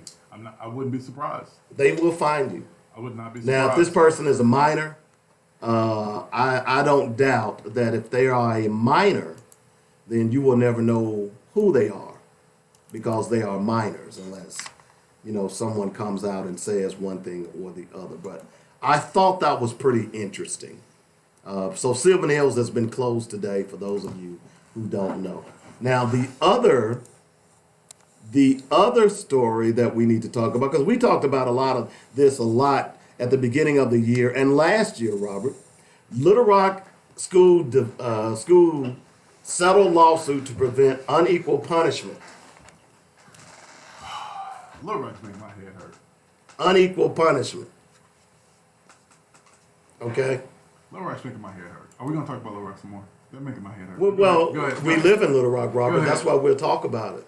I'm just telling you, if we had this conversation, I'm not going to be nice to Little Rock today. Why? Because I'm not. I'm not going to be nice to them. Okay, people fighting for racial equality in schools are celebrating a win Tuesday. This is according to Channel 7. A class action lawsuit against the Little Rock School District, Superintendent Mike Poore has reached the resolution. And I didn't, and if someone is out there, can you send me, because I looked for what the settlement entailed, I didn't see anything. And you would tend to believe... Somebody got some legal fees, I guarantee. Well, I know somebody got some legal fees, but you would tend to believe that if you are a legitimate journalist, KATV, you would have put links in here to denote what those settlements were. But you didn't. Well, the settlement is they're going to put some measures in place to shrink the What suspension. measures? They haven't said yet, but Mike Poore's coming up with those. He's agreed to put some kind of matrix in place for that. But this is my thing. Can I finish the article and then you get on your rant? Go ahead. Your rant. Go ahead. To settle the lawsuit, LRSD agreed to make some changes to the way they discipline students. They've committed to some improvements that I think will really help stem the arrest and suspension of African American students in particular. Burks, Chris says, attorney Chris Burks. Burks has been representing families and students in this lawsuit.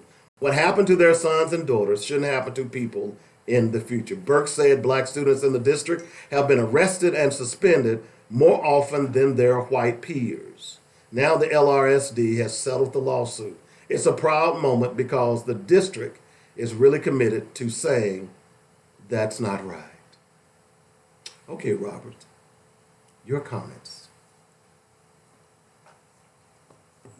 Because I don't think the district is, and really this stems from, we looked at the suspensions out of the first month of school? No. Or the first 2 weeks of No. school? The first week? The first day. First day of school. And overwhelmingly, black kids were being suspended On the first day of school. more so than white kids. And it came out that some of the things that they were being suspended for, white kids were committing some of the same acts and they were being sent to the principal's office. So that's where this suit stemmed from. Okay? So I thought that was interesting that I would like to see what those commitments are. And surely Chris Burks, who is the attorney, wouldn't just take the word of Mike Poore. I mean, right now Mike Poore's word is suspect on a lot of stuff. So I would tend to believe that there would be some type of written settlement to solve this problem. And I'd like to see what it is. Right now, anybody in the Little Rock School District would be suspect. Exactly. Anybody. Exactly. Because, Good point. I mean, look at what these teachers did. They did a sick out Monday and Tuesday. Didn't include the parents. Didn't include any of the other partners that they're working with. I mean, what are these people thinking? But now, let me help you understand something. I've been saying this the whole time, and I'm going to say it again. They have been going through this since 2015. 5 years ago, January 28th of 2020. They have yet to build a parent coalition. The district is made up of majority black parents. What does that say about the teachers? Well, let's back up. What does it say about LREA, the teachers union? What does it say about them that they have yet to build a coalition with black parents? If they are afraid to talk to their parents, you know they are abusing their kids. I mean, damn, y'all, seriously? Am I the only one who sees this? I'm not having your teacher friends come at me. I'm sorry. Send your comments about Robert hating teachers at Black Focus Radio at gmail.com. If they don't understand that, then I feel sorry for us all because we all got problems. Russ made an interesting point. It could be a swatting event. He's referring back to the article of the person who wrote at Sylvan Hills. It certainly could be a swatting incident as well. We've talked about that, where people can obtain your IP. That's why you need to get a virtual IP, folks. And what that basically does is it basically masks your personal IP. Now, if y'all don't understand, don't mean to nerd out on you, but every computer has an address, just like your house. That address is called an IP address. Okay? So whenever you log on, whether it's your phone, whether it's your tablet, it has an IP address. You've probably seen that number. Every website has an IP address. It'll say 127.187.137.36, something along those lines. That's your IP address. And if you're out there on the web, your IP address is exposed. Spend $5 a month and get you a virtual IP, and you can do all the dirt you want on the web, and nobody will be able to trace you. Hey, really? I'm just letting you know. So, okay? I'm just letting you know. All right. So that's that story. There was another Little Rock story that I wanted to cover. Well, you going to talk about the mayor and the former governor? No, not that one. There was another one that I wanted to cover. I'll find that here in just a moment. But this other part that I want to talk about, now that we've gotten those stories out of the way, was the election last night. Okay, let's go. Let's get it going, baby. Both. What did they end up with? 372 votes apiece. 372 votes apiece. Yeah. I just think that's funny. It's amazing. So, an early vote. Well, this is what's interesting about the whole thing that I find interesting. I didn't get a chance to talk to Ryan's camp. I talked to Charles Bolden. At the end of the election, at 7:00, they post all the numbers. So at 7:00, they post the numbers. It says Joy has 38. She has 38 absentee ballots. Ryan has 13. So she's up on him by 25. Early vote, she had 83 votes. Ryan had 82. So far, everything is pretty normal, right? Mm-hmm. Okay.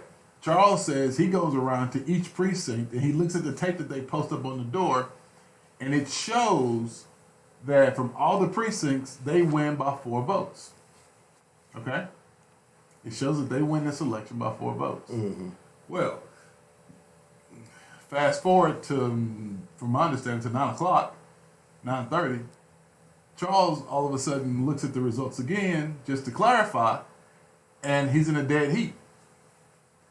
The numbers now are 38 early votes for George Springer, 14 early votes for Ron, 83 and 82 early votes, with 256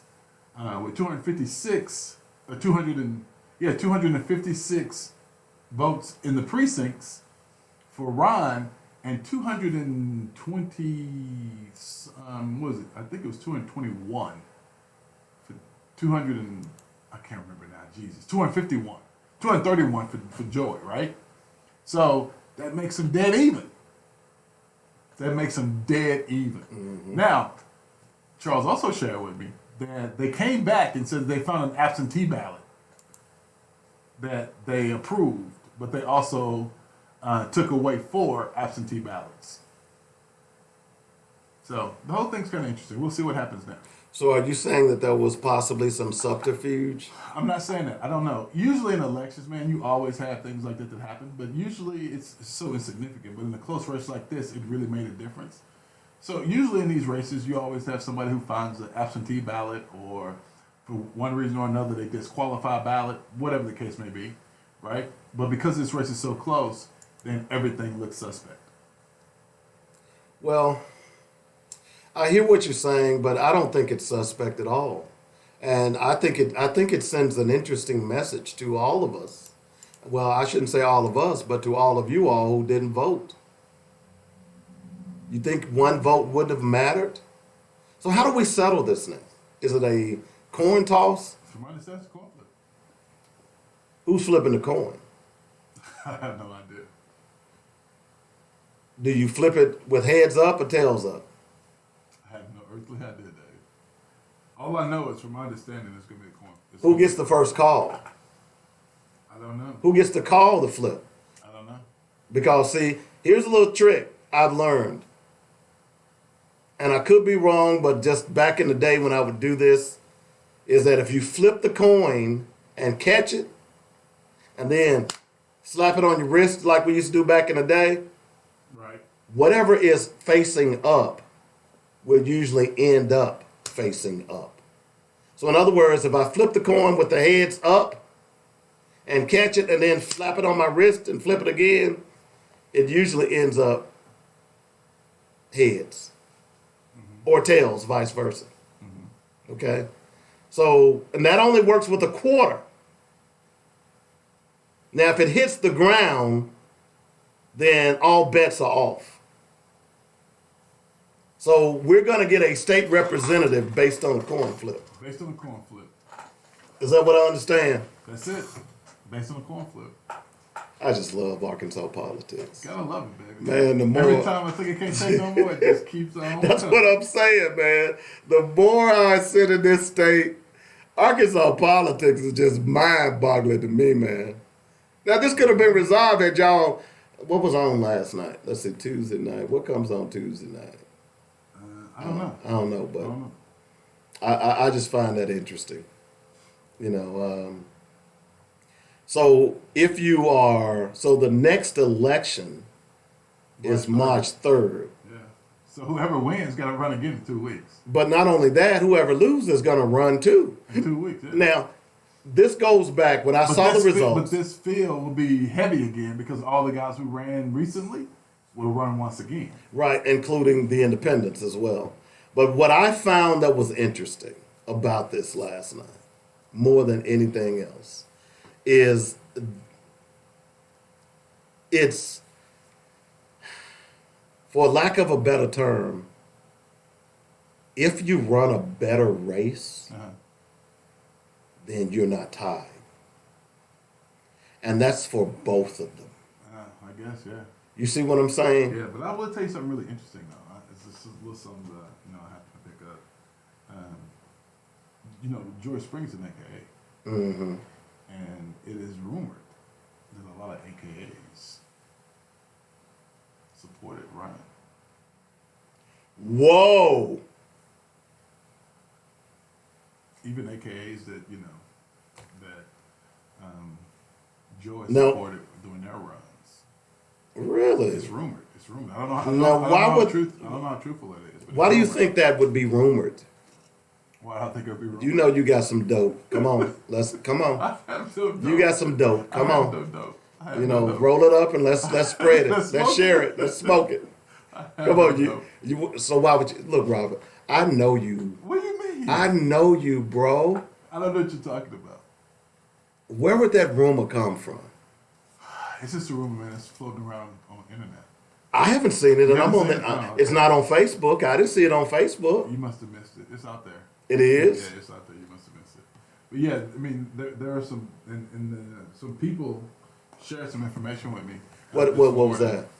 Just that people Joy support, people that Joy has supported in the past, wrote checks for, even fundraise for a little bit. They didn't support her in her efforts, nor did they even write her a check. So why would you think they do that? If she supported them previously, why would they turn their backs on her? I don't know. Robert. Honestly, I don't know. Robert. I don't know. What do you want me to say, Dave? I honestly don't know. You are politically in the know in this city. Why would they turn their backs on her, Robert? Come on. I can't tell you why they would. Why do you think they would turn their backs on her? Why do I think they would? If that rumor is true, that's what we do on this show is speculate. Okay. Why do you think they would turn their backs on Joy? I don't like to speculate because I'm not very good at it. Oh, Because you're always get you're it a wrong. damn politician. That's what I you always are. get it wrong. That's why I really hate speculating. However, I will say Well, this. indulge us today. I will say this. I believe to some degree, because of the white support Ryan had,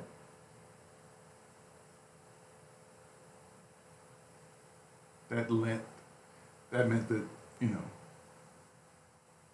that they will help Ryan versus Joy. I'm confused. What does that have to do with the AKAs? Well, because you realize that the group is not as loyal as they profess to be. because You throwing shade on AKAs? No, I'm not throwing shade. Did y'all hear that? I'm not throwing shade on anybody. No. My point is, them ain't law. I think it was. I mean, if I had to, I don't know. But if I were to speculate, I would just think it's because of the white support that Ryan had, and because of his affiliations. I mean, I think if John Walker was alive, that would have never happened. But I think that was because of the affiliations that Ryan was, because of the people Ryan was affiliated with. Well, if I had Koski's and all these different people. Well, that just means that Joy has to do a better job of campaigning. Because, I mean, neither one of them have impressed me campaigning. No offense to them. Campaigning in what way? I think, just based on what she said here, was nothing. Now, if she's saying those same things in other venues, then people are going to say, all she's doing is running on John Walker's record. Mm-hmm. I mean, why should I vote for her? Yeah, but I mean, if you are watching, if you are looking at both of them through my lens, then, like I said, you vote for the one you think will stand up. You think that, and which one do you think will bend? Which one of those you think? Well, I went back and looked at Ryan's press conference, and it would be hard for me to support him moving forward. It would be really hard for me to support him.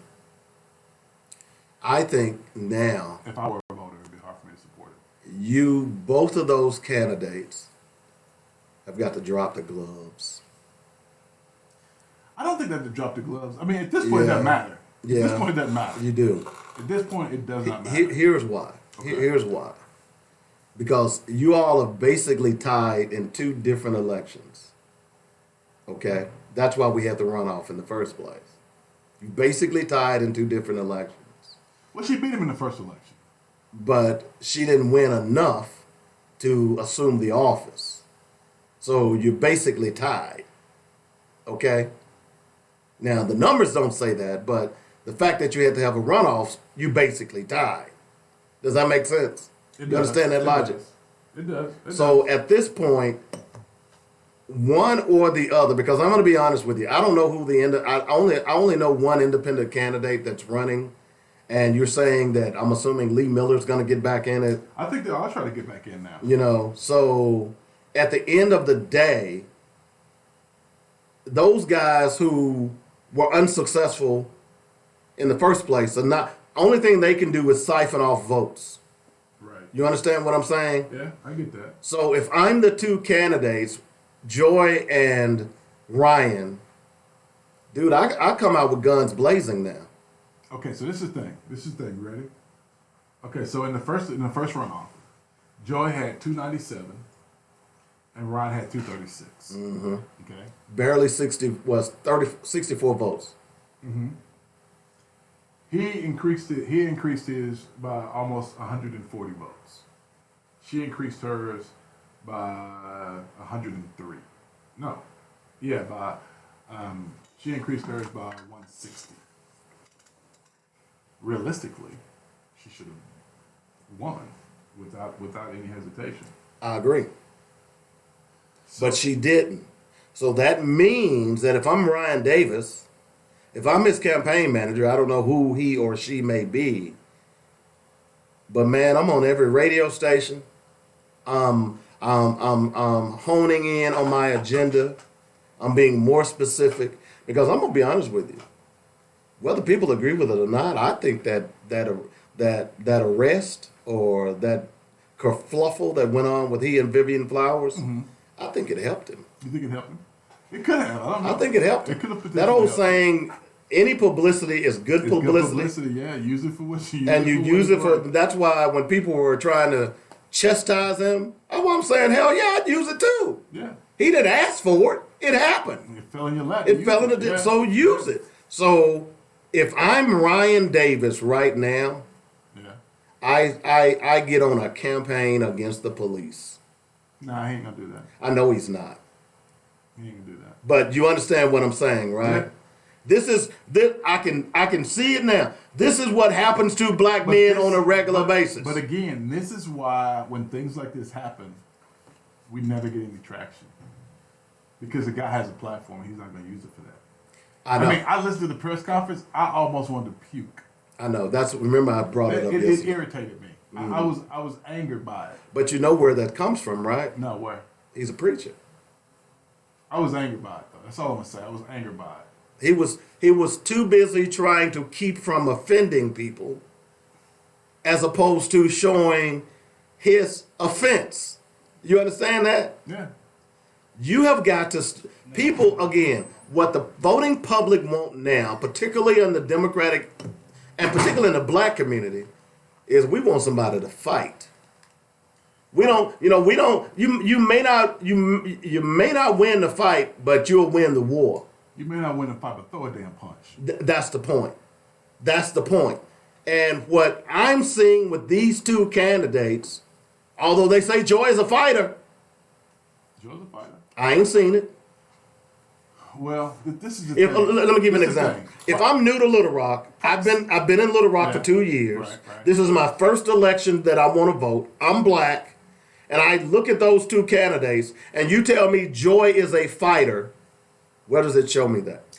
Well, if you were around when she ran for school, I just moved to Little Rock.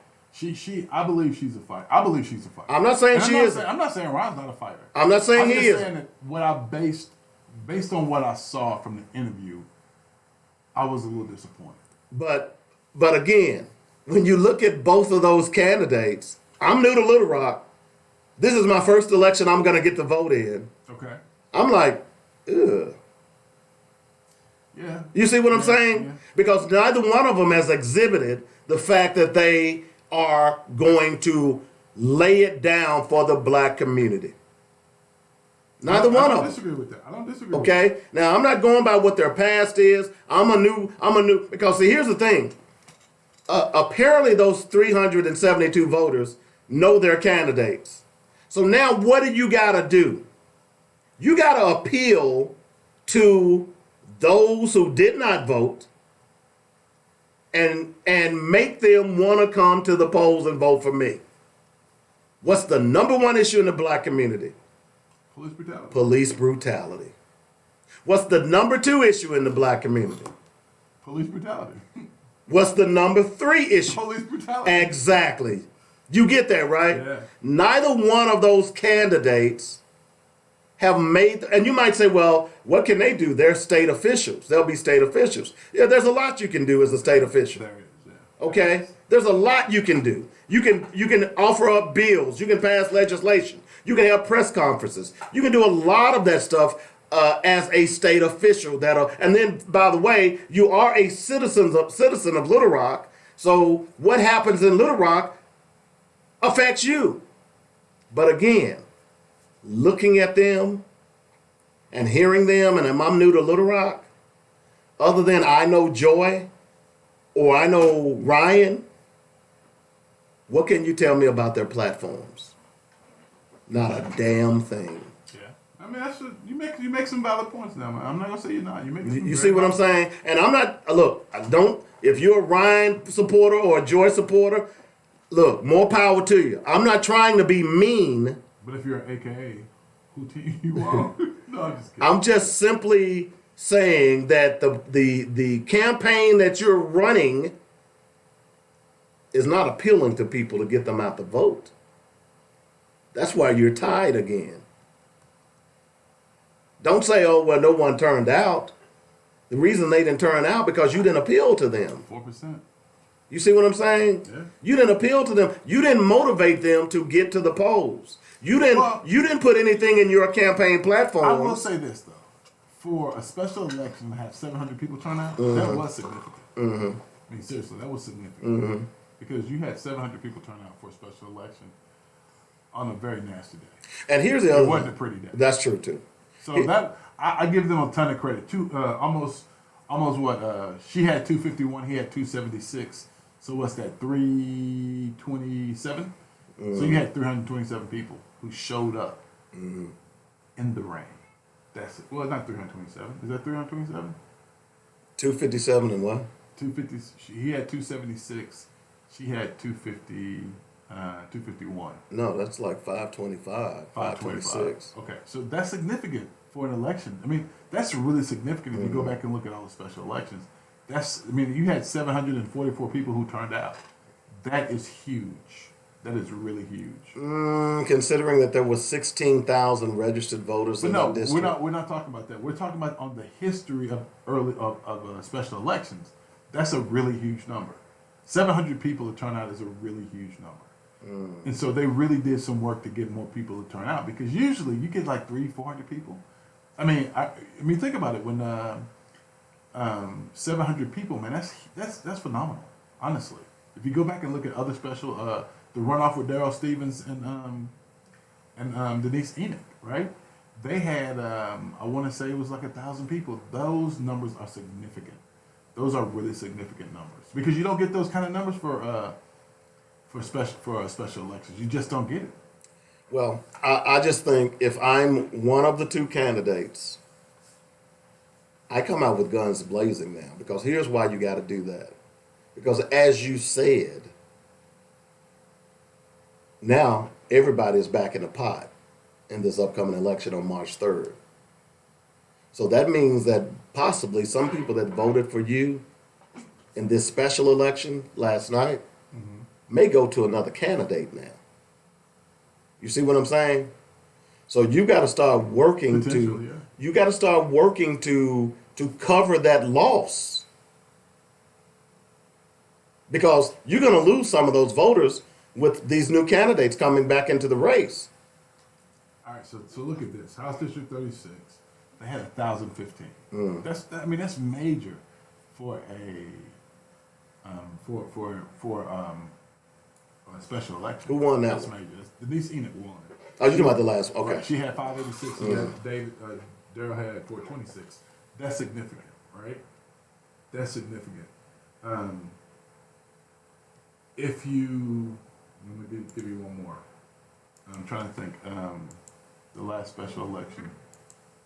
There was one before. Wasn't there a special election 2018? I don't remember. See? I'm trying to remember. There was another special election. I want to say it was, I can't remember. But let's look at 17. That's an off year. Let's go back and look at 17, see what 17 brings to us. But,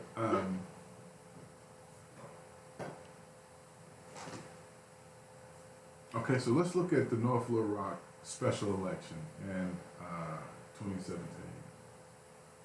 Let's get the summary report. Okay, so this special election was for a sales tax. They had 4,000 people cast a ballot for a sales tax. Now that's something that specifically affects the pocketbook. The pocketbook, yeah. So pocketbook issues will get people out to the polls. Yeah, you had 2,000 for it, 2,800 for it, and 1,900 against it. So that's significant. Those elections are significant. Let's look at another one. So if I'm one of those two candidates, based on what you just said, what's a pocketbook issue that black people need to? So here's now. You can take this for whatever you want, candidates. I started talking about empowerment zones. I started making demands on where empowerment zones should be and what they should cover. And I'm going to fight to make sure that this neighborhood between so-and-so and so-and-so will be designated as an empowerment zone to bring jobs back to that community. I am also going to look in the fact that my district is a food desert. I will be working with the powers that be, along with local citizens, to make sure that there is at least one legitimate grocer in this community. Mm-hmm. You see what I'm saying? Mm-hmm. None of them are talking about stuff like that. People go to vote on issues that affect them personally. that tax thing that you talked about, that's why so many people went out to vote. Okay. But listening to these two guys, Hold on. Let's talk about Little Rock. Little Rock had someone that was on the ballot at the same time. They had 23 people turn out to vote for the millage, the school district millage. 23 people voted on that. Significance of that. That's significant. well, people don't understand millage and stuff like that. And if you got one of these cats talking about the opportunity zone, they don't know what the hell they're talking about. Well, Opportunity zones unless you know somebody who's got the money to burn, nobody's going to give money to the opportunity zone. Well- Because you have to set up opportunity zone fund, and you have to go out and recruit people to put money in. well, but that's my point. That's the argument. You do that research, and that's where you begin to make to plant your flag. You keep doing this, and I think you do it intentionally. I think you really do. I really think you do this intentionally. Do you really think I do it I intentionally? really think you do it intentionally. Okay. Because you know they came on the show, and while they're both our friends and we like them both, they still were not as informed as they should be. So how would they even know about opportunity zones? Well, because you learn as you go. So you think that if we have another debate, they'll come in and they'll be more prepared than they were this time? I would hope so. Okay. Let's make a bet right here, right now. Let's make a bet that for the March 3rd election, we're going to have a debate. And if they are not informed any more than they were the first time, guess what I get? Every day when I come into the show, I want you to look at me and I want you to say to everybody listening to the show, Robert Webb is the man! Is that a bet? How long I got to do that? For a year. I don't know. Hell no. I can't fix my mouth to say that for a year. I'm going to be real with you. I'm going to renege on that bet. I'd rather just cook you some food and be done with your ass. No. You know? How long can I get? Come on, Dave. Gotta be longer than a week. About a week is about all. Gotta be longer than a week, Dave. I mean, gotta be longer than a week. I'm feeling bubbling deep down in my gut just from thinking Dave, about it. but Dave, if you win, I gotta do it for you too. All right, 2 weeks. 2 weeks. I can do it that day. 2 weeks. I Now, that means you got to be here for 2 weeks.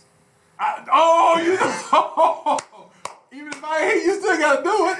I'm talking. You got to do it. What if you ain't here? I'm gonna be here, Dave. I just look here, and I understand your point, but I'm hoping that they've done some due diligence now. Look, they've listened to this show. They've had surrogates to listen to this show. I know that those surrogates have went back to them and said, "Hey, look, here's what David and Robert are saying." Okay, and I'm saying those things not to be critical. I'm saying those are things. This is how you run a campaign. What is your go-to issue? It ain't following in John Walker's footsteps.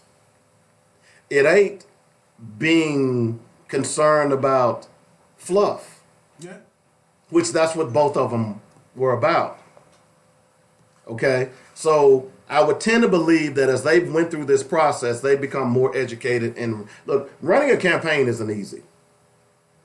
You know, you've got to be able to stick to your message and you've got to be able to roll with the punches. Neither one of them were very good at that. So I hope after this period that they've learned, because that would speak volumes if they've learned. So yeah, let's schedule the debate and see what happens. By the way, Vic Fleming is going to be in here tomorrow, right? Tomorrow 1:30. Is he still coming? He probably gonna cancel. Okay, that's fine. He probably gonna cancel on us. That's fine. Is Peggy Egan running against him? Yeah, she's running against him. By the way, Vic, Peggy has been on this station. She hadn't been on our show, but Peggy has been on this station. So you go and run with the Wolves. Go right ahead, young man. Okay. All right, we got to get out of here. Getting ready to head out the doors. Black Focus Radio, our issues, our solutions, our voices. I hope you all enjoyed the show. We're on every day, Monday through Friday, noon to 2 p.m. on joynetradio.com. You got your quote ready, Robert? Go ahead. Of course not. Why would I think that you would? You only do this show every day. All right, you want me to go ahead, Dave?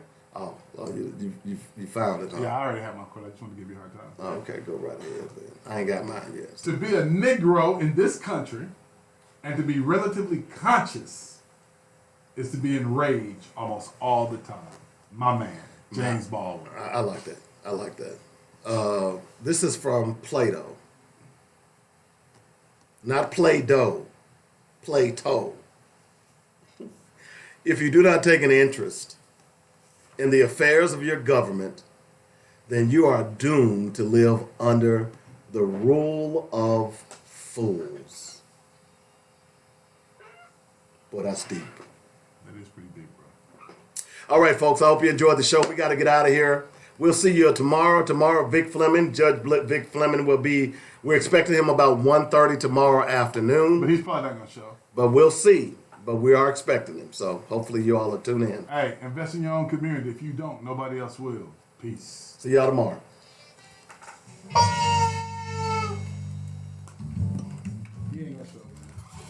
You don't think so? Why not? I listened to this show and I was Our solutions. and I went back and did my research. I was like, oh, hell no, I can't Every go on that. weekday. No, but see, therein lies the problem. JohnNetRadio.com. I can't win I'm- that. I can't win that one. You're not trying to win.